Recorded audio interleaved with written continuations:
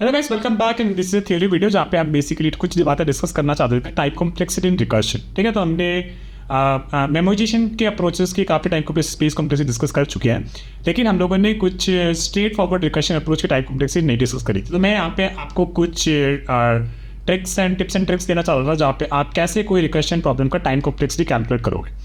ठीक है, so this is part 1 of calculating the complexity in recursion. इसमें हम टाइम कॉम्प्लेक्सिटी डिस्कस करेंगे, सेकेंड पार्ट में स्पेस कॉम्प्लेक्सिटी डिस्कस करेंगे। Okay, so let's start. Recursion में कभी भी टाइम कॉम्प्लेक्सिटी कैलकुलेट करनी होती है तो basically total time can be calculated as the total number of recursive calls that are there. ठीक है, तो रिकर्सिव कॉल मतलब क्या होता है? फॉर एग्जाम्पल एक कॉल अगर मैंने ऐसे फंक्शन की करी है तो मान लो फैक्टोरियल कैलकुलेट कर रहे हैं तो this will be reduce to f of n minus one. तो इस केस में for this input n there are two recursive calls, right? So total time will be number of recursive calls into the time per call. ठीक है, तो all the factorial वाले में हम कुछ भी नहीं करते थे, इसके साथ बस एक मल्टीप्लिकेशन कर देते थे n का, राइट? पर हो कह सकता था मे बी जब हमने एफ ऑफ एन से F of I minus one call किया होगा तो यहाँ पे मे बी हम लोग कुछ लूप चला रहे होंगे, राइट? कुछ भी दो तीन चार चीज़ें कर रहे होंगे एंड सो फोर्थ। तो basically that defines the per call आपका क्या टाइम लग रहा है। ठीक है, and also number of calls are there. So let's say if the total number of calls are R, right? आपका total number of calls R है और टाइम पर कॉल एक S लग रहा है तो टोटल टाइम कॉम्प्लेक्सिटी आप कितनी हो जाएगी? R इंटू S हो जाएगी। ठीक है, I will explain you with a simple example. Factorial का एग्जांपल ले लेते हैं। ठीक है, तो यहाँ पे ये जो फैक्टोरियल मान लो कैलकुलेट करना होता है तो हमें पता है कि 5 का फैक्टोरियल हम ऐसे लिख सकते हैं, राइट? 5 इंटू 4 का फैक्टोरियल, राइट? 5 का फैक्टोरियल इज 5 इंटू 4 का फैक्टोरियल। So basically we can write it f of n is equal to n into f of n minus one, है ना?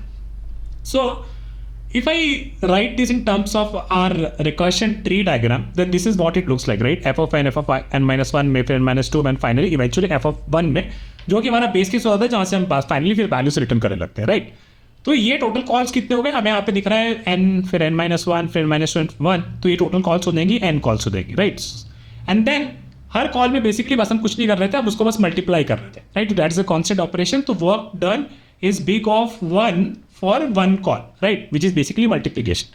तो total time complexity यहाँ पे क्या हो जाएगी? n into 1, right? And which is basically big of n. ठीक है, तो ये हमारी टाइम कॉम्प्लेक्सिटी यहाँ पे हो गई।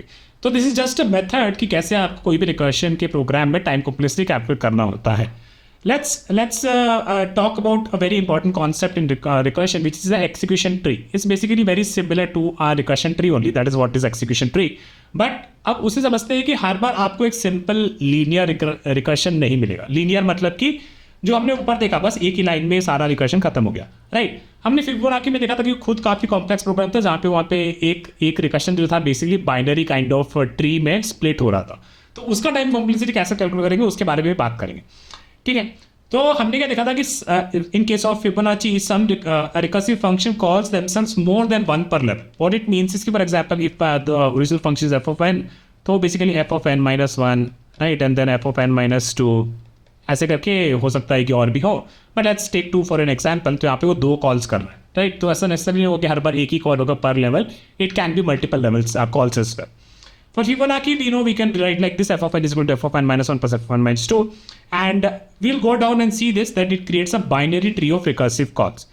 Total number of calls is equal to total number of nodes, which will be 2 power n minus 1. इसको बेसिकली हमें प्रूव करना है कि y is 2 power n minus 1. अगर हम ये प्रूव कर देते हैं कि total number of calls 2 power n minus 1, तो हमारी टाइम कॉम्प्लेक्सिटी क्या हो जाएगी? 2 पावर n हो जाएगी, राइट? 2 पावर n हो जाएगी। And the reason for this is क्योंकि टोटल नंबर ऑफ कॉल्स क्या हो गए? 2 पावर n हो गए। वर्क पर कॉल कितना हो गया? In case of Fibonacci it is only we are just adding the two values, right? F of n minus one plus f of n minus two कर रहे थे, तो that is a constant operation. तो work done per call will be constant, right? Total time complexity कितनी हो जाएगी? Total number of calls is 2 power n and work done per call is 1, so time complexity आपकी हो गई 2 power n, right? Exponential time complexity आपको आ गई। चलो अब इसको क्विकली से डिराइव कर लेते हैं कि फिबोनाची का ऐसा सीन क्यों होता है। ठीक है, तो जब मान लो मैंने एफ ऑफ एन के लिए शुरू किया तो यहाँ पे कितने कॉल्स हैं? एक ही कॉल्स है, ठीक है? एक ही कॉल हो रहा है एंड दैट इज, इसको मैं बेसिकली 2 पावर 0 भी लिख सकता हूँ। नेक्स्ट लेवल पे 2 कॉल होगी, right? Two that can be written as 2 power 1। Third level पे इस लेवल पे कितनी कॉल होगी? 4 कॉल होगी, तो उसको 2 पावर 2 लिख दिया, फिर उसके बाद 2 power 3 and so on so fourth, right? Eventually what will happen, this level, ये वाला जो लेवल है आपका, ये फाइनली एफ ऑफ 1 पे पहुंच जाएगा जो कि हमारा बेस केस है।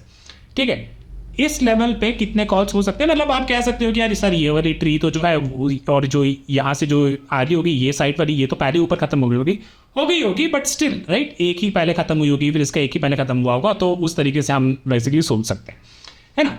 तो यहाँ पे जब f(1) हो जाएगा तो यहाँ पे कितने बेसिकली नोड्स होंगे यहाँ पे इस लेवल पे 2n-1।